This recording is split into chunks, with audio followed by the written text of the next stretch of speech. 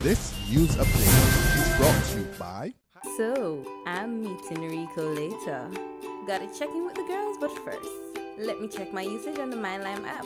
Now, what should I wear? Hashtag sexy. He's here.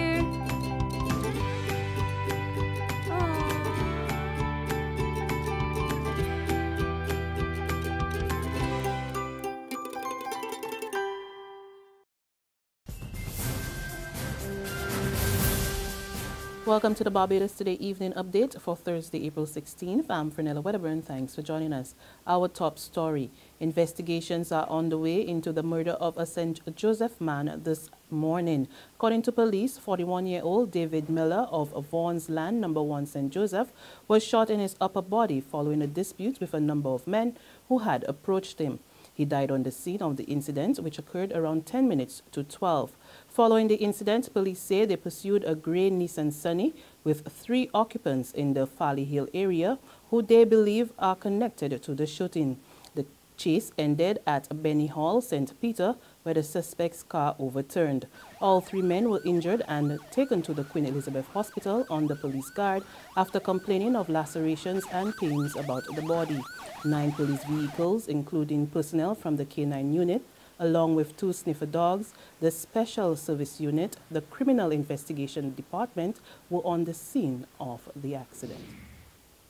Meantime, the hunt continues for the perpetrators of last night's robbery of KFC in Speightstown. According to police, 2 men entered the facility, one armed with a shotgun and the other with a cutlass, and robbed a female cashier of an undisclosed sum of money before escaping. Fortunately, no one was injured. The incident occurred around 10 minutes past 9. At the same time, the Barbados Labour Party is demanding that government equip the police force with increased resources to tackle rising crime in the country.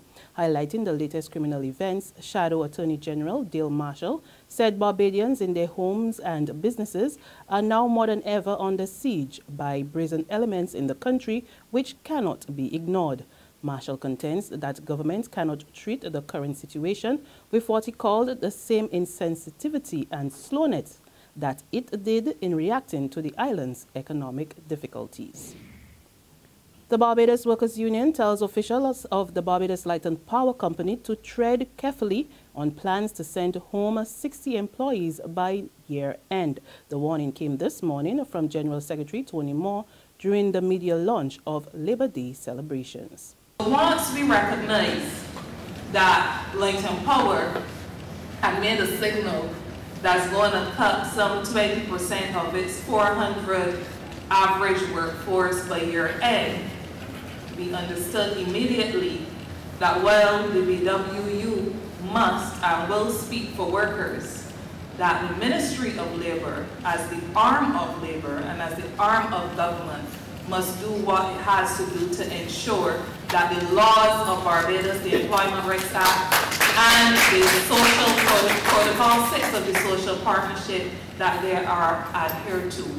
You should have read that the minister indicated to that company very firmly that their approach will not be tolerated. But notwithstanding that, this is a company that has decided that it will do what it wants to do despite what the minister has said.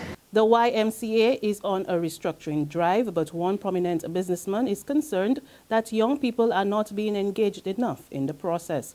The organization has developed a 3-year plan, including construction of a new complex to revitalize the service in order to boost its numbers. However, Royal Branca told the YMCA's annual meeting that it runs the risk of failure if the youth is not involved in the process. At your Y, and the Ys all over the world, have traditionally offered basketball and other traditional programs to inner city youth. But are some of these programs still relevant today? Should we be pursuing them lock, stock, and barrel, or should we be sifting to determine what is really needed, what is really relevant? I am by no means asking you to rewrite your plans tonight. I'm just cautioning you that unless you consult with the youth, maybe the participation may not be what you would like. In sports, University of the West Indies Blackbirds flew away with a 48-32 victory over Pride of Villa last night at the Netball Stadium, thanks to national player Shonika Wharton, who netted 36 goals from 45 attempts. UWI stamped their authority and led throughout the game at 13-6, 21-15, 36-25, and 48-32 to book their place into the final of this year's Little League Gym Netball Knockout Tournament against St. Barnabas, scheduled for Saturday afternoon at the Netball Stadium. There's regional and international news after this short break. FAS Entertainment presents the Digicel Vintage Reggae Show and Dance, featuring Marcia Griffith, David Thompson, Fab Five, I'm the man they call sweet. Boris Gardner, I wanna wake up with you. Leroy Gibbons, Magic moment. Shaka Demus and Pliers, Admiral Tibet, plus Biggie Irie and Super Ruben. MC Admiral International, the Digicel Vintage Reggae Show and Dance, Friday, April 24th, Garfield Somers Gymnasium. Showtime 9 p.m. Secure your future, be financially strong. Since 1983, we have been there for you. A smart range of products, great tax benefits. We're the solution to your hopes and your dreams. The Barbados Workers Union Cooperative Credit Union. The Barbados Workers Union Cooperative Credit Union. Humble beginnings to smart loans, smart savings. Save smart and borrow smarter. That's the move for me. Stability, prosperity. We're the solution to your hopes and your dreams. The Barbados Workers Union Cooperative Credit Union. The Barbados Workers Union Cooperative Credit Union. A test of character, a test of focus, a test of will, a test of resilience, a test of courage. Barbados, the test is on. West Indies, England, May 1st at the Mecca. Tickets $30, $40, $50, and $60. It's on. Barbados is on. Regionally now, 3 earthquakes rattled the parts of the Caribbean hours apart. The first, of 5.4 magnitude, occurred around 10:24 last night off the coast of Trinidad and Tobago. The United States Geological Survey says the quake was also felt in Venezuela and as far north as Grenada. Then around 5:02 this morning, the Seismic Research Center of the University of the West Indies recorded a 3.8 magnitude southeast of St. Kitts Nevis, followed by a 4.3 which was felt in Martinique and St. Lucia around 10:49 this morning.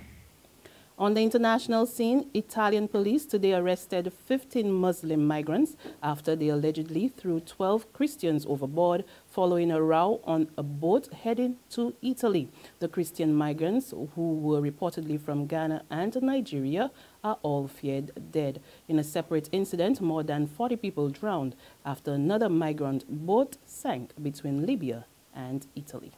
And on that note, we come to the end of our evening updates, but we'll be back again first thing tomorrow morning. Until then, remember, you can log on to www.barbadostoday.bb, subscribe to our e-paper email updates, or you can like us on Facebook. Also catch us on Izumi Media in bus terminals or Screenplay at supermarkets and gas stations near you. Also, we're on Channel 101 online TV, as well as Mix 96.9 FM. There you can get all the latest news and sports. I'm Fernella Wedderburn. Good night.